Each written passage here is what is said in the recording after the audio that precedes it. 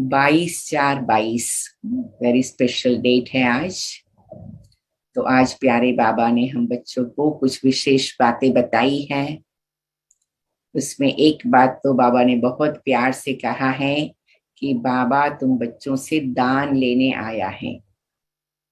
ऐसे तो हम कहते हैं भगवान वरदाता है, वरदान देता है, दाता है, विधाता है, देने वाला है। उसे कौन सा दान चाहिए?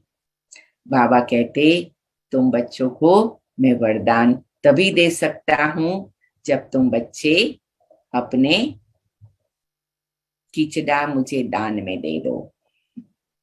तो बाबा कहते बच्चे अपने किचड़े को दान में दे दो, तभी मैं तुम्हें वरदान दे सकता हूं। तुम्हें स्पेस करनी पड़ेगी, जगह खाली करनी पड़ेगी, तभी मैं वरदान उसे भर कर सकता हूं ना। तो बाबा कहते एक तो किचड़ा निकालो, दूसरा अपने को स्वच्छ बनाओ, और फिर मेरे वरदानों से अपने को भरपूर करो। तो बाबा बार बार ये बता रहे हैं कि तुम्हारे पास जो किचड़ा है वो लेने के लिए मैं आया हूं। जिसका भक्ति में भी गायन है कि जब कोई व्यक्ति शरीर छोड़ता है तो करनी घोर को देते हैं कि उसकी सब चीजें ले जाओ तो हमारे साथ उसका हिसाब किताब पूरा हो जाए। तो हमें रोज सोचना है कि मैंने सब कुछ बाबा को दे दिया तो मैं फ्री हो गई, मुक्त हो गई। यही मुक्ति की शुरुआत यहाँ से होती है। दूसरा बाबा ने बहुत अच्छा बताया है कि सब प्रकार के अटैचमेंट, मोह को छोड़ना है। तो हम बात कर रहे थे में कितने प्रकार के मोह हैं, तो हम कितने प्रकार के मोह से मुक्त हो जाते हैं, लेकिन कितने प्रकार के सूक्ष्म मोह रह जाते हैं। तो ये भी हमें रोज देखना है कि बाबा की याद में योग अग्नि में एक एक मोह के लेयर्स को भी स्वाहा करते जाना है। ठीक है, चलो अभी प्यारे बाबा की मुरली सुनते हैं। और आज बाबा हमें क्यों आया है? पुण्यात्मा बनाने। जो व्यक्ति दान करता है वो पुण्य आत्मा बनता है। तो हमें भी विकारों का दान देना है तो पुण्य बनेगा और पुण्यात्मा बनेंगे। मीठे बच्चे, बाबा आया है तुम बच्चों से दान लेने। तुम्हारे पास जो भी पुराना किचड़ा है उसे दान दे दो तो पुण्यात्मा बन जाएंगे। तो हम इस मुरली को कैसे पढ़ेंगे? मैं आत्मा सारा किचड़ा प्यारे बाबा आपको देती हूँ और मैं पुण्यात्मा बन गई हूँ। मैंने अपना सारा किचड़ा बाबा को दान में दे दिया और मैं पुण्यात्मा बन गई। बाबा आप मुझे पुण्यात्मा बनाने आए, शुक्रिया शुक्रिया शुक्रिया। प्रश्न, पुण्य की दुनिया में चलने वाले बच्चों प्रति बाप की श्रीमत क्या है? हम सभी चाहते हैं ना, इस पाप की दुनिया से और कहीं ले चल जहां शांति हो, आनंद हो। तो बाबा कहते हैं जहां चैन मिले, सुख शांति मिले। तो अगर बाबा कहते पुण्य की दुनिया में चलना है तो वेलकम है, मैं इसलिए ही आया हूं, लेकिन तुम्हें कुछ तैयारी करनी पड़ेगी। तो उसके लिए क्या करेंगे? मीठे बच्चे, पुण्य की दुनिया में चलना है तो सबसे ममत्व मिटाओ, 5 विकारों को छोड़ो, इस अंतिम जन्म में ज्ञान चिता पर बैठो, पवित्र बनो तो पुण्यात्मा बन पुण्य की दुनिया में चले जाएंगे। तो बाबा कहते हैं छोटा सा काम करना है, ममत्व मिटाओ, ज्ञान चिता पर बैठो, 5 विकार को छोड़ो, बस 3 काम करो तो पुण्यात्मा बन जाएंगे। ज्ञान योग को धारण कर अपनी चलन दैवी बनाओ, नंबर 4। नंबर 5, बाप से सच्चा सौदा करो। आज मैं ये सोच रही थी बाबा ने कितना अच्छा बोला, सच्चा सौदा करो। तो मैंने कहा बाबा झूठा सौदा भी होता है क्या? तो बाबा कहते भक्ति में ऊपर ऊपर का सौदा करते हैं।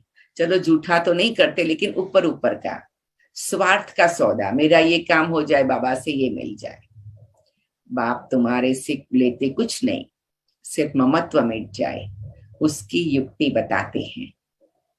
बुद्धि से सब बाप हवाले कर दो। कल भी बाबा ने कहा था कि कोई देह सही देहधारी को याद नहीं करो। तो कल इंग्लिश मुरली में सुबह में सेंटर पर हम लोग बात कर रहे थे कि कैसे इन बातों से हम छूटे। संकल्प तो आएगा, एकदम तो हम संकल्प से मुक्त नहीं होंगे, तो क्या करेंगे? हमने कहा जिस बात का संकल्प आए, जिस व्यक्ति का संकल्प आए, ऐसा नहीं सोचो ये संकल्प क्यों आया, नहीं आना चाहिए था, और अपने मन को डिस्टर्ब कर दो और भी ज्यादा नहीं। बाबा कहते संकल्प आएंगे, आने दो, कोई हर्जा नहीं, क्योंकि मन का काम है संकल्प करना, और बहुत सालों से आदत है। तो कभी भी अपने आप को रेजिस्ट नहीं करना है, लेकिन स्लो प्रोसेस में, जेंटल प्रोसेस में, स्मूथ प्रोसेस में उसको सरेंडर करना है। अभी देखो मैं मुरली सुना रही हूँ, मुझे कोई की याद आई, राइट? आ जाएगी याद किसी की, अरे फलानी आत्मा तो बहुत दिनों से क्लास में नहीं आई है, अभी भी नहीं दिखाई पड़ रही है, तो आ गई उस आत्मा की मुझे याद, तो क्या हुआ? कोई गलती थोड़ी हुई, नहीं, मैं तुरंत दूसरा संकल्प करूंगी, बाबा ये मीठी आत्मा आपकी मुरली रोज सुनती है, आज से दिखाई नहीं पड़ी 2-3 दिन से, आप जरा उस आत्मा को अपनी लाइट माइंड भेज दो और उसको मुरली के लिए बुला लो, काम मेरा पूरा हो गया। तो संकल्प आया, तुरंत बाबा को दे दिया। अभी आप मुरली सुन रहे हो, आपको याद आएगा आज 12 बजे फलाने को मिलना है, याद आएगा, कोई हर्जा नहीं, तुरंत बाबा को बोलो, बाबा 12 बजे इस आत्मा को मिलना है, आप उसे भी लाइट माइट दे देना, फिर मुरली में मन लगाओ। तो ये एक बहुत अच्छी प्रैक्टिस है कि मन को तोड़ने नहीं दो, कीप रिकनेक्टिंग, कीप रिकनेक्टिंग। फिर अच्छी तरह से 15 मिनट मुरली सुनेंगे, फिर याद आएगा वो सेंटर पर वो सेवा करने की मैंने बहन को बोला है, बाबा को बोल दो, बाबा ये सेवा संडे को करनी है, आप करा लेना। और एक पेपर पेन भी रख लो साथ में, बाबा मुझे इस आत्मा का संकल्प आया है, मैं आपको सरेंडर करता हूँ। कोई ऐसी बात ध्यान में आई, थोड़ा मन नाराज हो गया, बाबा फलानी बात याद आई ना, तो थोड़ा मन वो हो गया, मैं आपको सरेंडर करता हूँ।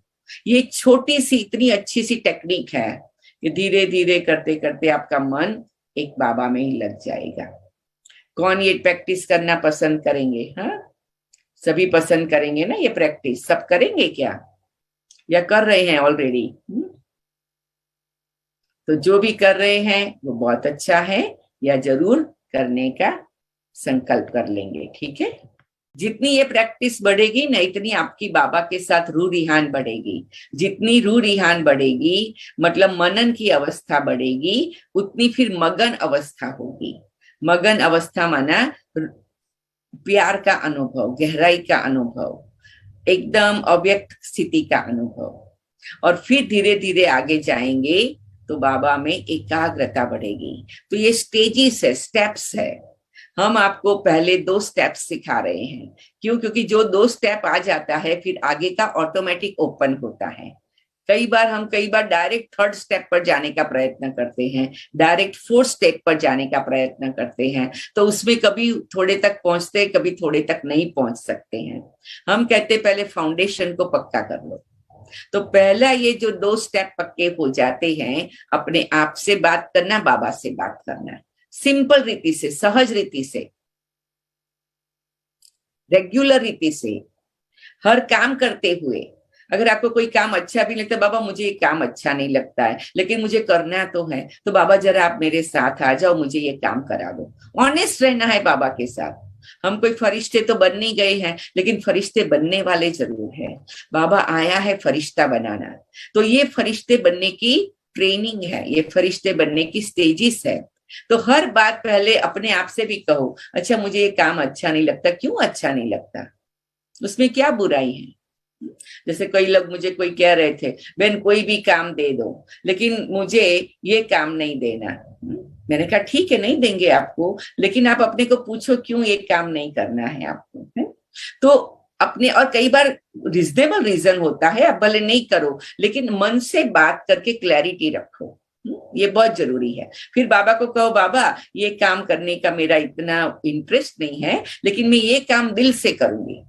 ठीक है, आप वो काम करो, क्योंकि इसीलिए तो डिफरेंट डिपार्टमेंट्स बनाए हैं, है ना, ऐसे। तो लेकिन बाबा से बातें करना, अपने आप से बात करना, खुल के बात करना, हर बात में मैं अच्छी हूं, मुझे तो सब ठीक है, अगर सचमुच ऐसा है तो वेल एंड गुड, नहीं है तो जो ठीक है वो करो, ठीक नहीं है वो नहीं करो, लेकिन दिल से करो, खुशी से करो। तो इस प्रकार से अपने 2 स्टेजेस का काम पूरा करना है। उससे क्या हो जाएगा, तीसरा और चौथा दरवाजा अपने आप खुल जाएगा, जिसको हम कहते अव्यक्त स्थिति और बीज रूप स्थिति। तो मैं फिर से प्रश्न और उत्तर पढ़ती हूँ, फिर हम आगे मुरली सुनेंगे। पुण्य की दुनिया में चलने वाले बच्चों प्रति बाप की श्रीमत क्या है? उत्तर, मीठे बच्चे, पुण्य की दुनिया में चलना है तो सबसे ममत्व मिटाओ, 5 विकारों को छोड़ो, इस अंतिम जन्म में ज्ञान चिता पर बैठो, पवित्र बनो तो पुण्यात्मा बन पुण्य की दुनिया में चले जाएंगे, ज्ञान योग को धारण कर अपनी दैवी चलन बनाओ, बाप से सच्चा सौदा करो, बाप तुम्हारे से लेते कुछ नहीं, सिर्फ ममत्व मिट जाए उसकी युक्ति बताते हैं, बुद्धि से सब बाप हवाले कर दो। गीत है, इस पाप की दुनिया से और कहीं ले चल।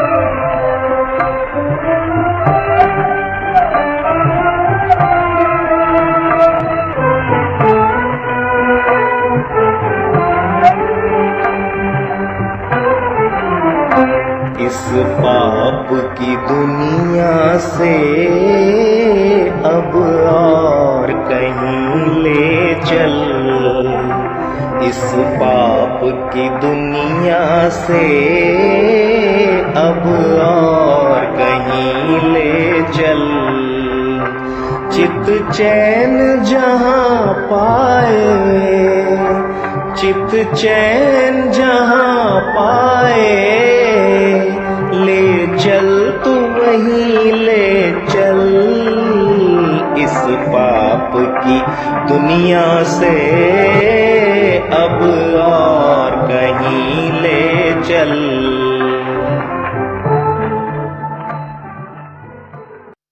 ओम शांति।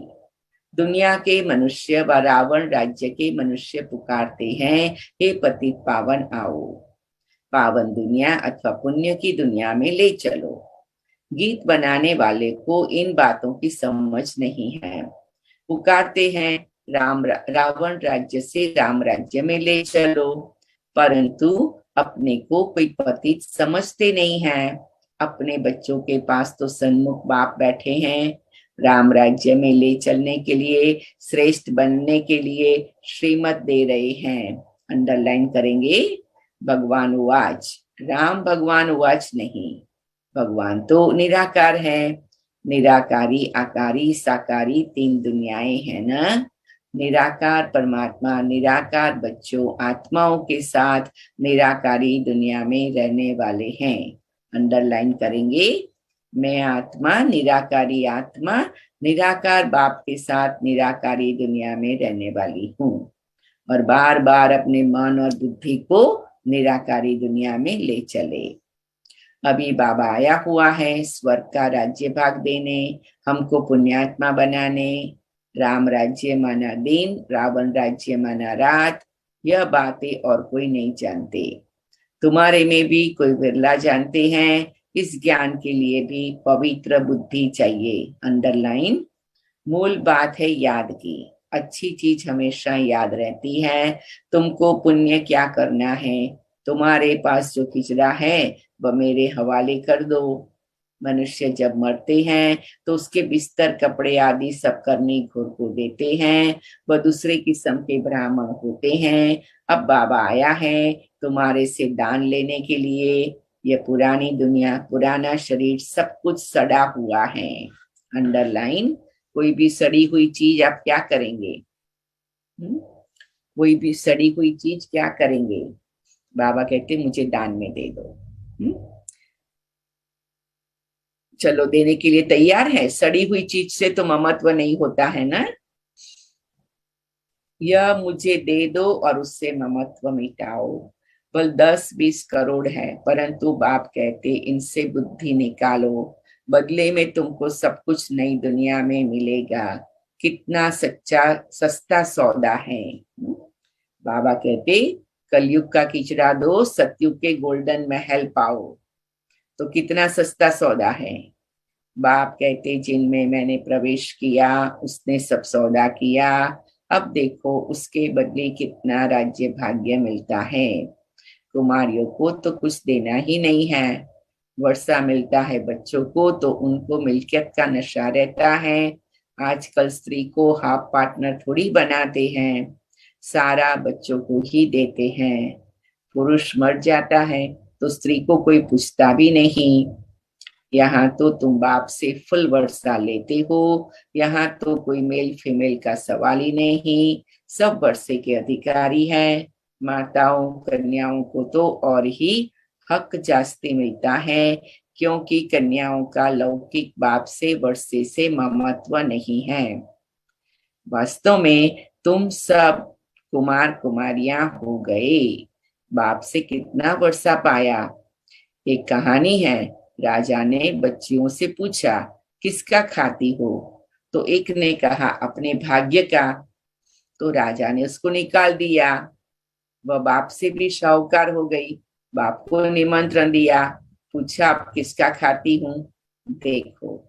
तो बाप भी कहते बच्चे तुम सब अपनी तकदीर बनाते हो। अंडरलाइन करेंगे, हम आत्माएं अपनी तकदीर खुद बनाते हैं अपने पुरुषार्थ से।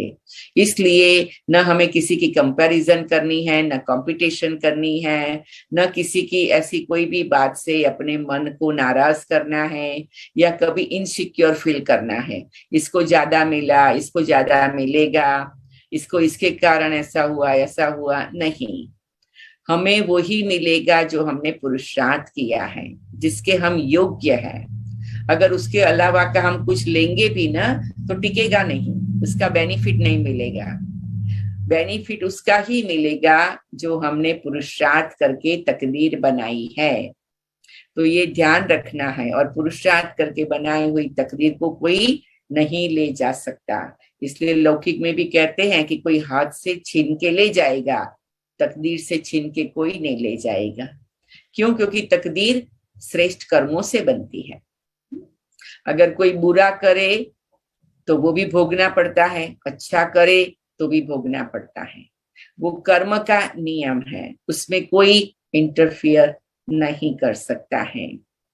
दिल्ली में एक ग्राउंड है, नाम रखा है रामलीला ग्राउंड। वास्तव में नाम रखना चाहिए रावण लीला, क्योंकि इस समय सारे विश्व में रावण लीला चल रही है। बच्चों को रामलीला ग्राउंड देकर उसमें चित्र लगाने चाहिए। बाबा की ये प्रेरणा थी। रामलीला ग्राउंड दिल्ली में बहुत बड़ा है, आप सबको कईयों को मालूम भी होगा। तो वहां पर हर साल दशहरा के पहले 9 दिन नवरात्रि के जो टाइम होता, उस समय पर रामलीला का नाटक चलता, ड्रामा चलता, इसीलिए उसका नाम रामलीला बन गया और हजारों लोग वहां आते हैं। फिर बाबा के भी उसमें बहुत सारे प्रोग्राम हुए हैं, और जब बाबा का एक प्रोग्राम होने वाला था उस समय पर वही रामलीला मैदान में, आई थिंक उस समय पर इंदिरा गांधी प्राइम मिनिस्टर थे और रशिया का प्रेसिडेंट आने वाले थे। तो उन्होंने कहा हम भी रामलीला मैदान में प्रोग्राम करेंगे, और हमारा प्रोग्राम ऑलरेडी फाइनल हो गया था, हमने फ्लायर भी बना दिया था, सब कुछ कर दिया था। तो अब क्या करें? बाबा को पूछा, बाबा ने कहा बच्चे तपस्या करो, और दूसरा उनके ऑफिसर से बात करके उनको बताओ कि हमारा प्रोग्राम इतना चल रहा है, और दूसरा कि आप काम रोको नहीं, आप कंस्ट्रक्शन करते रहो। क्योंकि जब हम मेला करते थे तो उसका कंस्ट्रक्शन 1 हफ्ते पहले करना पड़ता था, इतने सारे स्टॉल रखना, उसकी फ्रेम्स बनाना, चित्र बनाना, उसको अच्छी तरह से तैयार करके रखना। तो उसमें एक चीज करते हैं कि देवियों की झांकी भी करते हैं, लेकिन देवियों की सुंदर मूर्तियां रखते हैं। तो इसमें बहुत स्पेशल मूर्ति थी जो एंट्रेंस में ही माँ दुर्गा की बहुत सुंदर इतनी बड़ी मूर्ति, और उसके सामने सब विकार रूपी असुर को संहार कर रहे हैं। तो काम तो चालू ही था, और एक और बाबा की आज्ञा प्रमाण एक ग्रुप मतलब ग्रुप्स बनाया जो कंटिन्यूअस 24 घंटा भट्ठी चले। 25-30 भाई बहने 2-2 3-3 घंटा एक ग्रुप पूरा हुए दूसरा ग्रुप बैठे, एक ग्रुप पूरा हुए दूसरा ग्रुप बैठे, लेकिन 24 घंटा भट्ठी चले कि बाबा इस ग्राउंड में ही आपका प्रोग्राम होगा। तो बाबा ने कहा जरूर होगा, आपके योग तपस्या का फल मिलेगा। फिर तो बहुत अच्छा हुआ। तो उनके ऑफिसर देखने आए तो उन्होंने कहा इतनी सुंदर माँ देवी दुर्गा की मूर्ति हम उसको नहीं हटा सकते। उन्होंने कहा हम अपना प्रोग्राम दूसरी जगह करेंगे, आप अपना प्रोग्राम चालू रखो। तो ये रामलीला ग्राउंड में ऐसे भी बहुत सारे दिल्ली के प्रोग्राम हुए, लेकिन ये तो बहुत विशेष बन गया। तो बाबा कहते हैं कि रामलीला मैदान किराए पर लेकर के चित्र लगाओ। राम का चित्र हो, नीचे बड़ा रावण का भी चित्र हो, बहुत बड़ा गोला हो, बीच में लिख देना चाहिए यह राम राज्य या रावण राज्य, तो समझा जाए।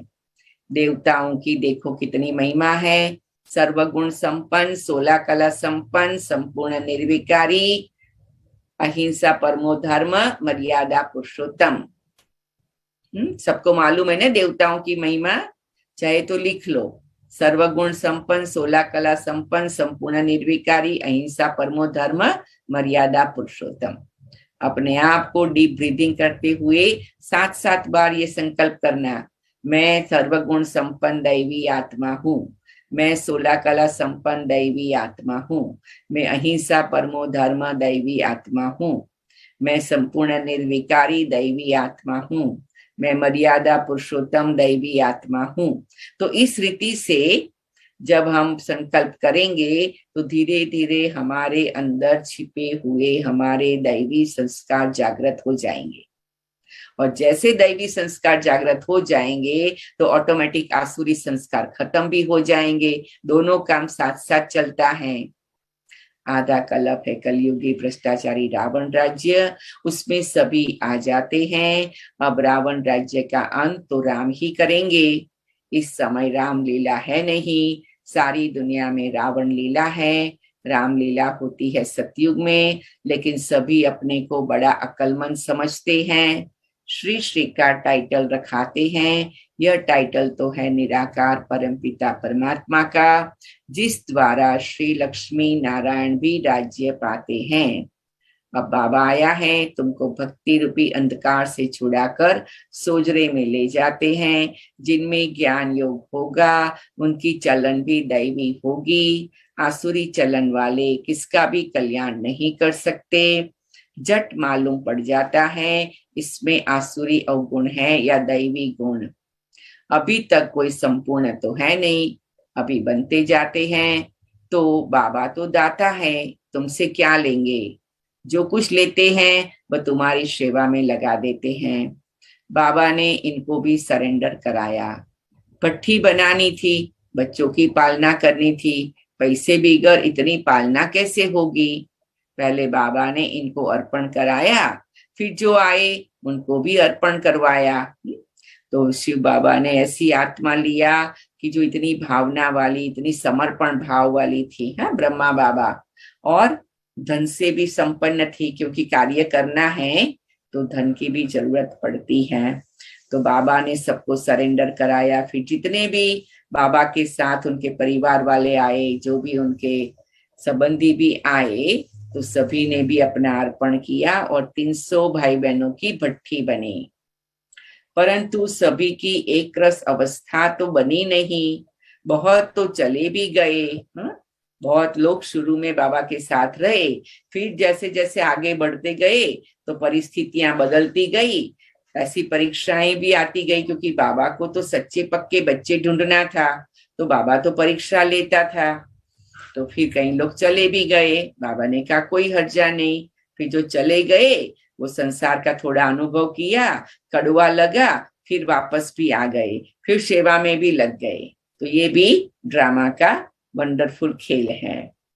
बिल्ली के पुंगरों की कहानी, नंबरवार पुरुषार्थ अनुसार सब पक कर निकले।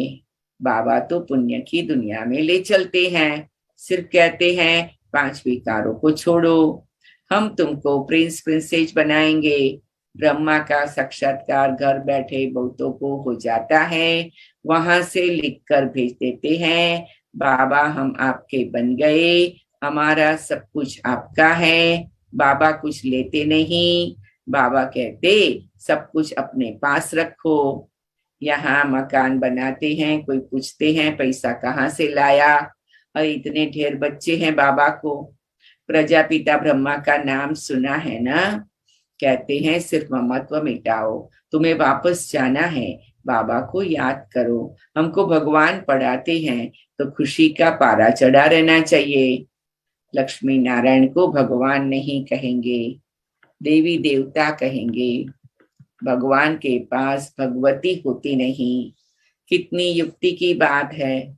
शिवाय सन्मुख यह बातें कोई समझ न सके, गाते भी है त्वमेव माताश्च पिता त्वमेव। ज्ञान न होने कारण लक्ष्मी नारायण के आगे, हनुमान के आगे, गणेश के आगे भी जाकर यह महिमा गाते हैं। अरे वह तो साकारी थे, उनको अपने बच्चे ही माता पिता कहेंगे। तुम उनके बच्चे हो, तुम उनके बच्चे हो कहाँ, तुम तो रावण राज्य में हो। यह ब्रह्मा भी माता है, इन द्वारा बाबा कहते तुम मेरे बच्चे हो। परंतु माताओं कन्याओं को संभालने वाली माता चाहिए। एडॉप्टेड बच्ची है बीके सरस्वती। कितनी गुह्य बातें हैं। बाबा जो ज्ञान देते हैं वह कोई भी शास्त्रों में नहीं है। भारत का एक मुख्य शास्त्र है गीता, उसमें ज्ञान के पढ़ाई की बातें हैं, उसमें चरित्र की कोई बात ही नहीं। ज्ञान से मर्तबा मिलता है। बाबा जादूगर है, तुम गाते हो रत्नागर जादूगर, तुम्हारी झोली भरती है स्वर्ग के लिए। साक्षात्कार तो भक्ति मार्ग में भी करते हैं, परंतु उनसे कुछ लाभ नहीं। लिखेंगे पढ़ेंगे, साक्षात्कार से तुम कोई वह बन नहीं गए क्या? साक्षात्कार मैं कराता हूँ, पत्थर की मूर्ति थोड़ी साक्षात्कार कराएगी।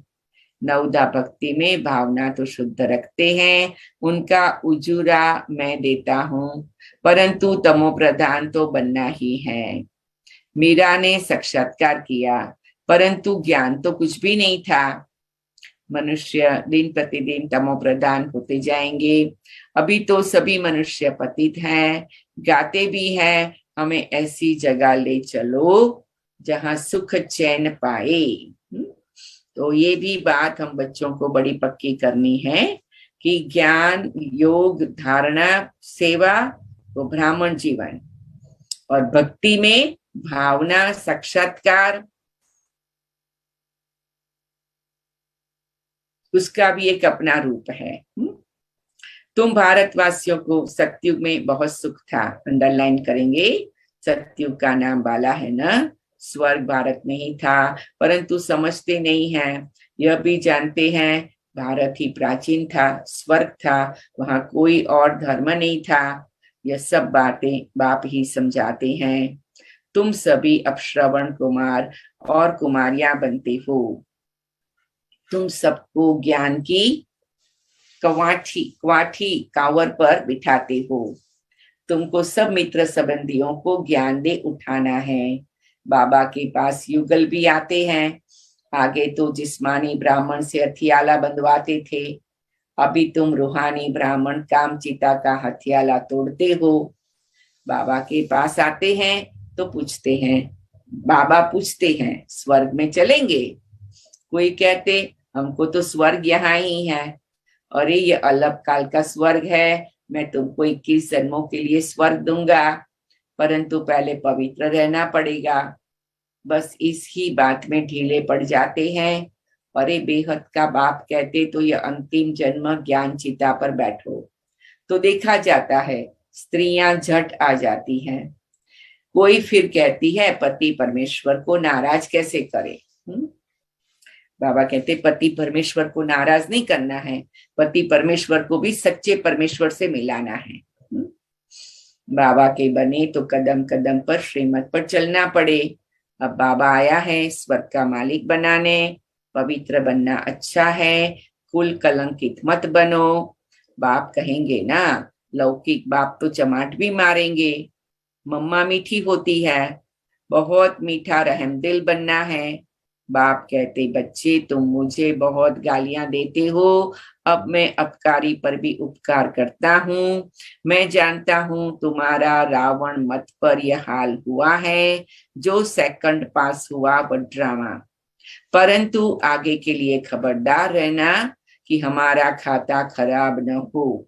आज तक जो हुआ बाबा को सरेंडर कर दो, लेकिन आगे के लिए ख्याल रखो, आज से लेकर के ध्यान रखो।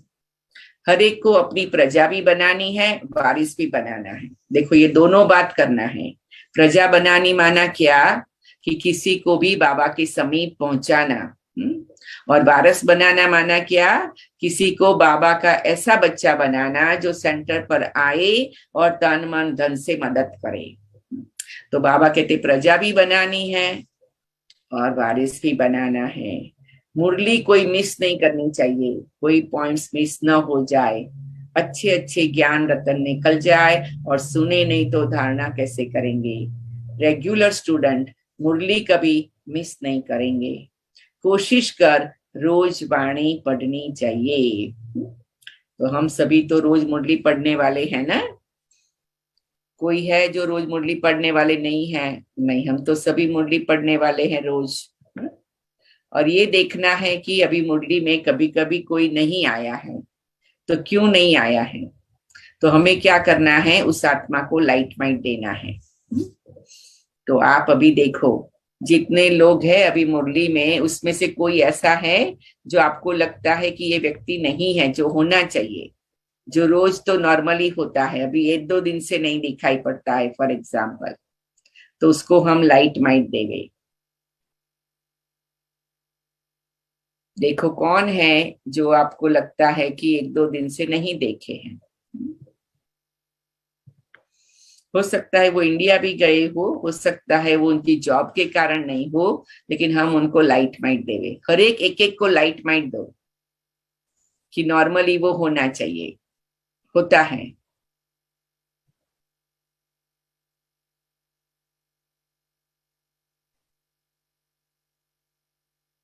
मीठे बाबा ये आत्मा अभी रोज मुरली में पहुंच गई है, ऐसा मैं विजुअलाइज करती हूँ।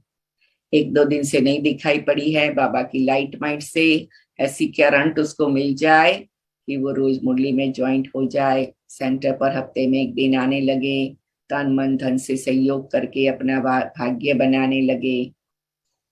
तो ऐसा वाइब्रेशन देना है ना। देखो आप सोचो कौन नहीं है, हर एक अपने ग्रुप का सोच लो। आप जिसको क्लास कराया है, जिसके साथ आप कभी बैठ के बात किया है, या जिसको ऐसे ही मुरली पॉइंट रिपीट करते हुए सुना है, याद करो कौन नहीं है, उसको लाइट माइट भेजो। 1 को 2 को 3 को भेजो लाइट माइट।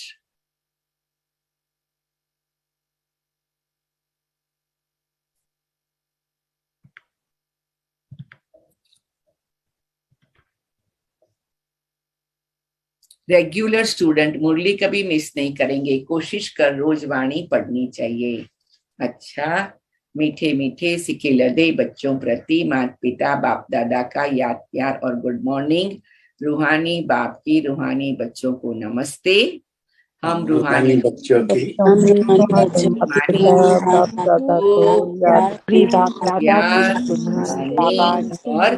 नमस्ते बाबा, नमस्ते बाबा, बहुत दिल से कहेंगे नमस्ते बाबा, शुक्रिया बाबा, थैंक यू बाबा, है ना। अच्छा, धारणा के लिए पॉइंट है, अपना खाता खराब ना हो इसके लिए बहुत खबरदार रहना है। मैं आत्मा अपना खाता खराब न हो इसके लिए बहुत खबरदार रहती हूँ।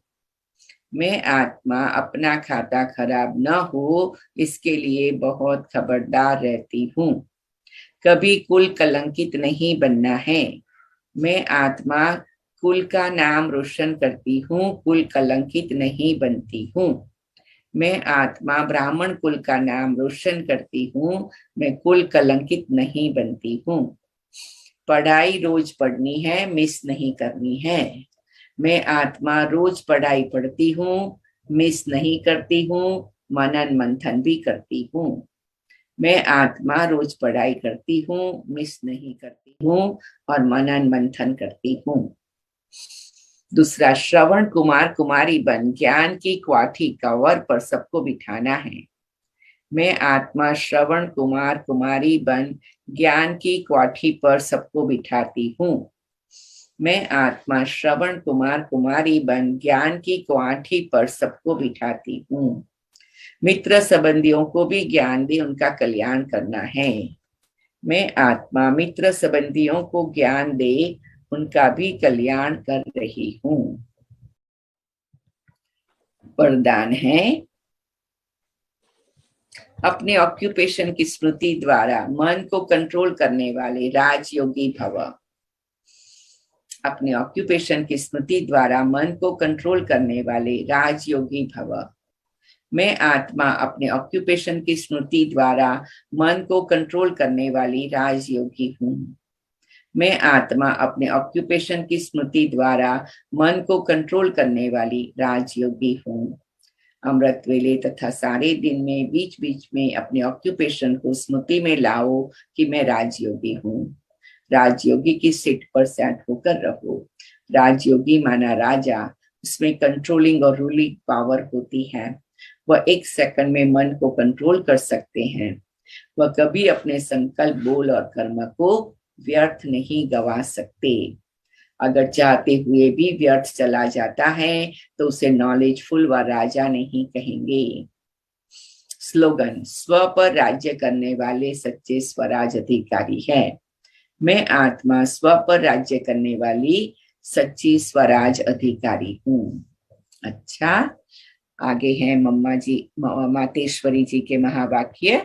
कुछ क्षण के लिए हम साइलेंस में बैठ जाते हैं, बिंदु बन जाते हैं, 3 बार डीप ब्रीथिंग कर लेते हैं, मुरली की कोई पॉइंट को रिपीट कर लेते हैं और एकदम मेरा बाबा, प्यारा बाबा, मीठा बाबा अनुभव करते हैं। अच्छा, अभी हिस्ट्री हॉल में मम्मा के सामने बैठ जाए, मम्मा की दृष्टि लेते हुए मम्मा के महावाक्य सुनेंगे। इस अविनाशी ज्ञान पर अनेक नाम धरे हैं। इस अविनाशी ईश्वरीय ज्ञान पर अनेक नाम धरे गए हैं, रखे गए हैं। कोई इस ज्ञान को अमृत भी कहते हैं, कोई ज्ञान को अंजन भी कहते हैं। गुरु नानक ने कहा, ज्ञान अंजन सदगुरु दिया, अज्ञान अंधेर विनाश। कोई ने फिर ज्ञान वर्षा भी कहा है, क्योंकि इस ज्ञान से ही सारी सृष्टि सब हरी भरी हो जाती है। तो भी तमो प्रधान मनुष्य है, वो सतो गुणी मनुष्य बन जाते हैं और ज्ञान अंजन से अंधियारा मिट जाता है। इसी ज्ञान को फिर अमृत भी कहते हैं, जिससे जो मनुष्य 5 विकारों की अग्नि में जल रहे हैं उससे ठंडे हो जाते हैं। देखो, गीता में परमात्मा साफ कहते हैं, कामेषु क्रोधेषु। उसमें भी पहला मुख्य है काम, जो ही 5 विकारों में मुख्य बीज है। बीज होने से फिर क्रोध, लोभ, मोह, अहंकार आदि झाड़ पैदा होता है। उससे मनुष्यों की बुद्धि भ्रष्ट हो जाती है। अब उसकी बुद्धि में ज्ञान की धारणा होती है। जब ज्ञान की धारणा पूर्ण बुद्धि में हो जाती है, तब ही विकारों का बीज खत्म हो जाता है। बाकी सन्यासी तो समझते हैं विकारों को वश करना बड़ी कठिन बात है। अब यह ज्ञान तो सन्यासियों में है नहीं, तो ऐसी शिक्षा देवे कैसे?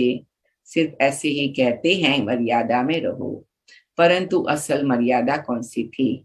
वो मर्यादा तो आजकल टूट गई है।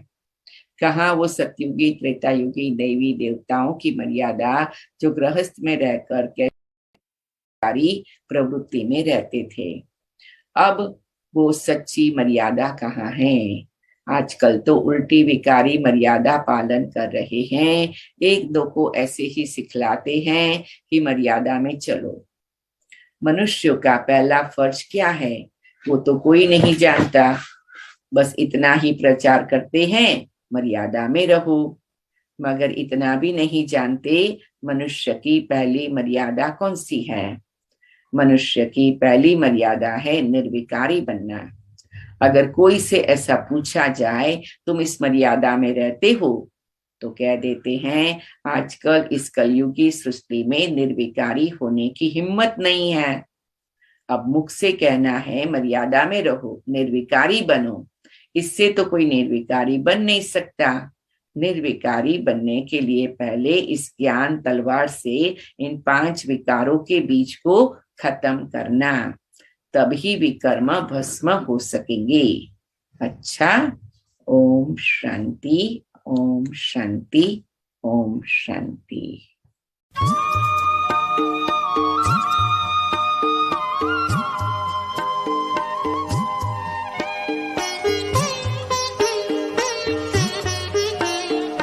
बाबा तेरे हम रहे यही जिंदगी का सार है। बाबा तेरे हम रहे यही जिंदगी का सार है। इस भरे संसार में तेरा प्यार ही आधार है। इस भरे संसार में तेरा प्यार ही आधार है। बाबा तेरे हम रहे।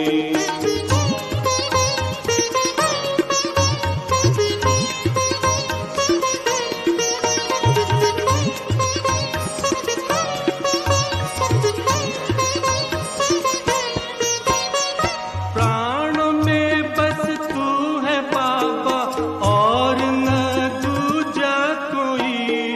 प्राणों में बस तू है बाबा और न दूजा कोई। स्वर जो तुमने दे दिया है कानों में गूंजा वही। स्वर जो तुमने दे दिया है कानों में गूंजा वही। कानों में गूंजा वही। बाबा तू ही एक जिस पर बच्चों का अधिकार है। बाबा तू ही एक जिस पर बच्चों का अधिकार है। बाबा तेरे हम रहे।